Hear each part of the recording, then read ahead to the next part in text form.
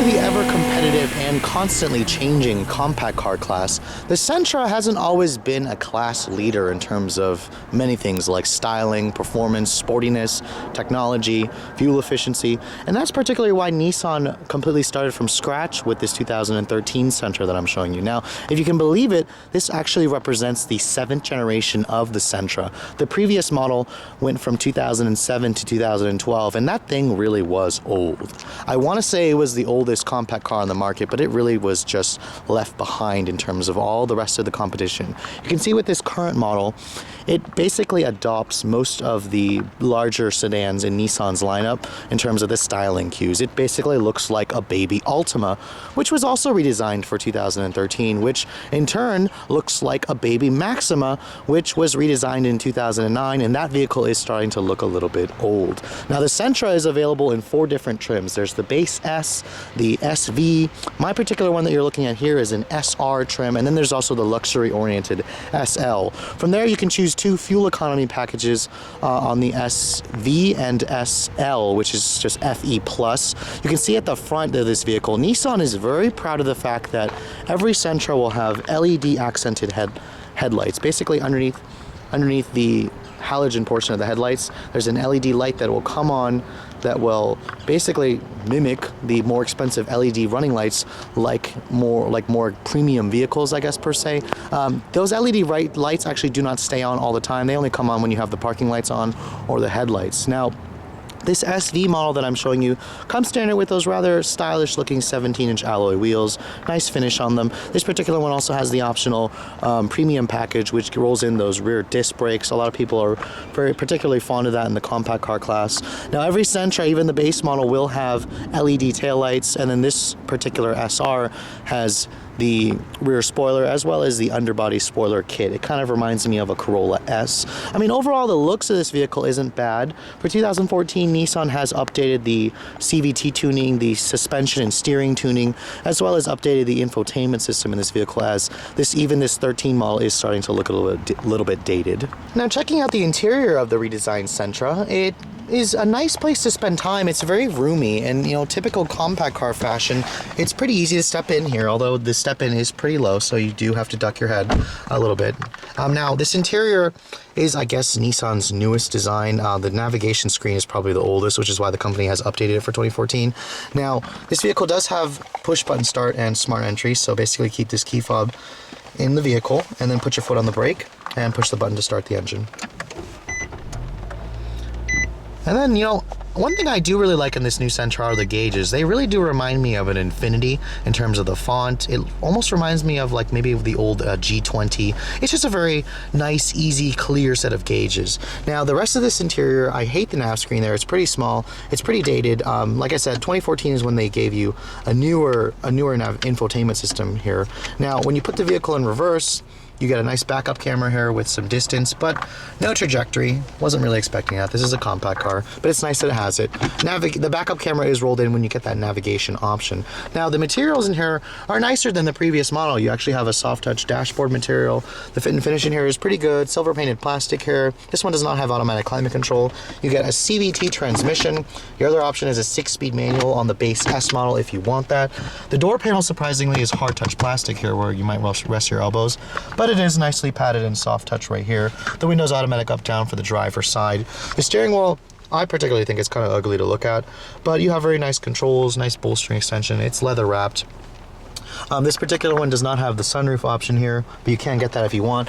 The glove compartment is a pretty decent size, actually. It's 2-tier storage. There's a light in there, as you can see. You have a power outlet there, and then not an ashtray. Cup holders here. The center console here, this armrest lid is pretty low. It doesn't slide or adjust, but it's also really, really small, but your USB and your aux port is in there. Now, the back seat of the Sentra is where the company really wanted to, I guess, attain a class leader status. It's a very gigantic back seat, and it's kind of expected considering the Versa, the automaker's subcompact offering, has the biggest back seat in the class. I mean, this back seat is freaking huge, and it's a big selling feature for a vehicle in the compact car class. You can see there's no vents right there. There's not even a cup holder there, but there is luckily an armrest that folds down where you will find your cup holders in a very nice padded area. Now, In typical fashion, the door panels are hard plastic back here, just like the front seats, although it is nicely soft touch right here where your elbows are going to rest. Now, trunk capacity is also a strong suit with the Sentra. It only comes in a sedan. Don't expect a coupe or a hatchback version. You're going to get about 15 cubic feet of space. That's roughly the same as a lot of mid-size cars, and you can see the seats do fold down 60/40.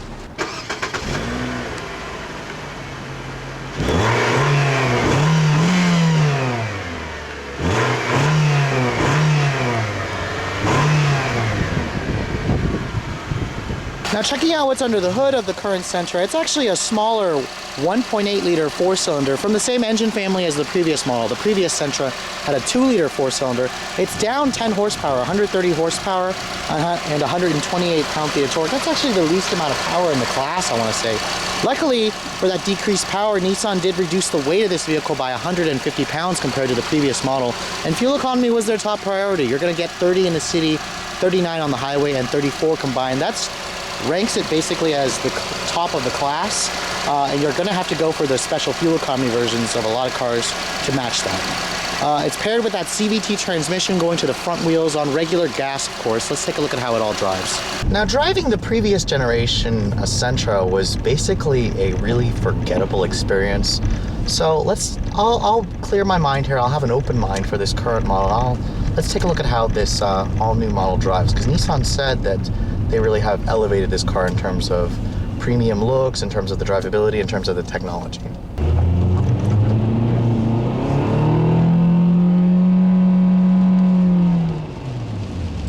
Now, in typical CVT fashion, the engine will, the transmission will send the revs all the way to the red line and hold them there when you are heavy on the gas. It's a normal thing.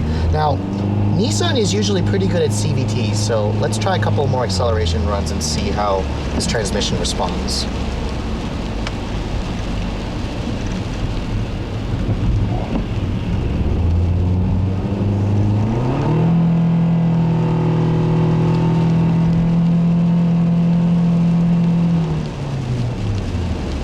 Now, the one thing about this new Sentra is the CVT is programmed well. It doesn't have that kind of annoying rubber bandiness that you'll feel in the worst CVTs. I'm talking to you maybe about the the Jeep Patriot that had a worse, horrible CVT. But this one's not bad. The one thing that you will have to get used to is just the noisiness of it.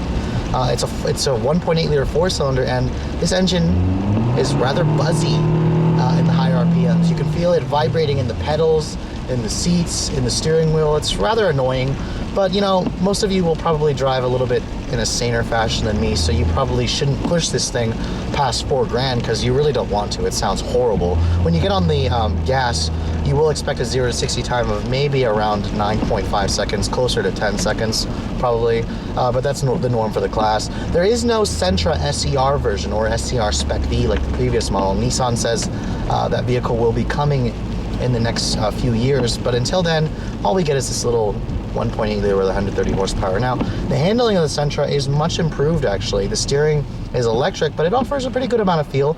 The suspension is tuned more for comfort, but it doesn't feel floaty like the previous model. Now, there is an eco and a sport mode in the CVT transmission, and I noticed that when it's in eco mode, the CVT is very reluctant to let the engine rev up, and then in sport mode, when you switch it over to sport mode, it is very quick to send the revs all the way up to the red line.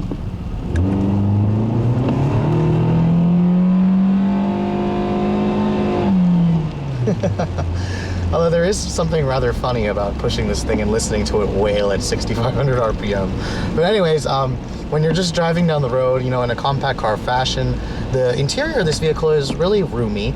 The seats are a little bit flat for me. They just don't, for one thing, they don't offer any bolstering extension. I wasn't really expecting that. So they don't really hold you in place. You kind of just sit on the seat. You're not really sitting in the seat.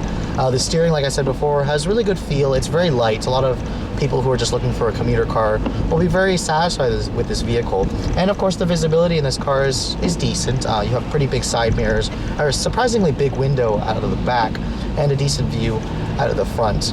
The navigation system in this vehicle is pretty childish the way it looks. If you guys are familiar with maybe like a TomTom or a Garmin, that's basically what it looks like. The sound system in this vehicle is nothing to run home about it as well. The gauges, like I said before, are very nice to look at, and you'll probably notice there's a little bar there that's kind of like an eco-efficient driving coach, similar to what Honda has in their Civic. But basically there's a little green part right there, and you need to be very light on the throttle so the little segment bars go into the green, because once you put your foot down, they basically go away, and it's saying that you're driving like a pig, which is probably how most driving enthusiasts will drive a compact car like.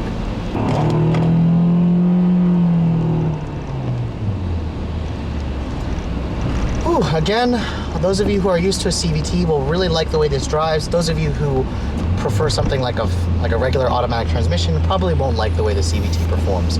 But with all that said, if you guys are in the market for a compact car, this current generation Sentra is obviously still on the market. It's a decent choice. I mean, it starts at about $15,990 for the base model. I'm driving the SR model. That's about 19 grand for one to start. You know, and compared to most of the other compacts in the class, the Sentra is roughly in the same line. Fully loaded models are probably going to be cheaper than entries like the Mazda 3, the Ford Focus, or the Honda Civic. Those can get more expensive than the Sentra. But, you know, for those of you who are on a budget, who need one of the best fuel economy in the class, who just need a safe, reliable vehicle to take them from point A to B, and something that looks relatively stylish. I mean, the Sentra has some pretty high strong points. Just know that if you are looking for something with more performance, more refinement, something that's, I guess, a sportier compact car, there are better offerings on the market. Hope you guys have enjoyed my overview of this 2013 Nissan Sentra. If you're in the market for a compact car, feel free to check this one out, but just know that there's a lot of other choices out there if you're looking for something sportier. Thanks so much for watching, guys. I'll catch you all later.